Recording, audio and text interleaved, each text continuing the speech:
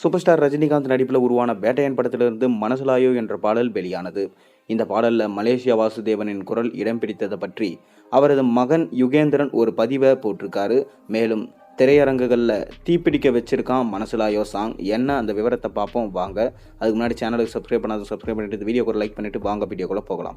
Super star Rajinikanth தற்போது வேட்டையன் படத்துக்கு ரிலீஸுக்காக ஆவலாக காத்து கொண்டு இருக்காரு.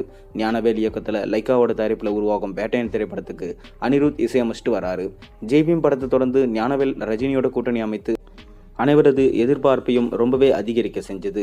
ஜெய்பீம் போல இந்த படமும் ரசிகர்கள் மத்தியில் மிக பெரும் தாக்கத்தை ஏற்படுத்தக்கூடிய படமாக இருக்கும் என்று எதிர்பார்க்கப்படுது. இந்த படத்தோட படப்பிடிப்பு முடிவடைந்த பிறகு ரஜினிகாந்த் லோகேஷ் கனகராஜ் இயக்கத்தில் உருவாகும் கூலி திரைப்படத்தில் நடிக்க சென்றுட்டாரு.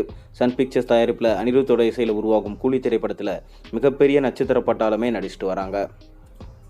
சத்யராஜ், ஷவுஃபின் சாகர், நாகார்ஜுனா, ஸ்ருதிஹாசன் என பலர் இந்த படத்தில் நடிக்கிறாங்க.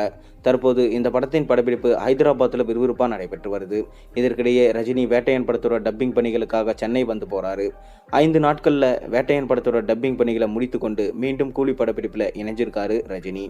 இந்நிலையில் சமீபத்தில் வேட்டையன் திரைப்படத்திலிருந்து மனசுலாயோ என்ற பாடல் வெளியானது.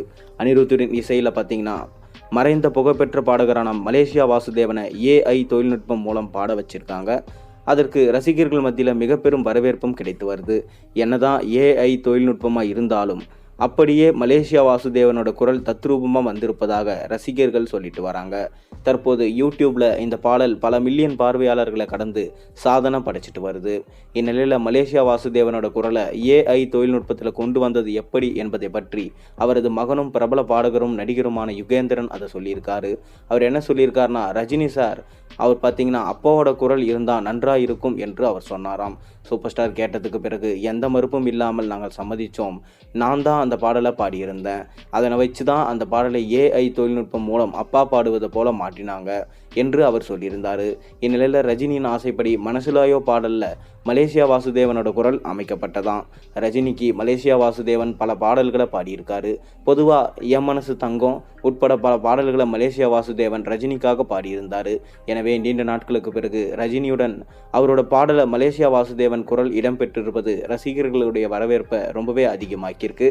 திரையரங்குகளை பார்த்தீங்கன்னா மொத்த ரசிகர்களையும் எழுந்து கொண்டாட வச்சிருக்கு இந்த பாட்டு. அந்த அளவுக்கு இந்த பாட்டு பக்காவாக வந்திருக்கு.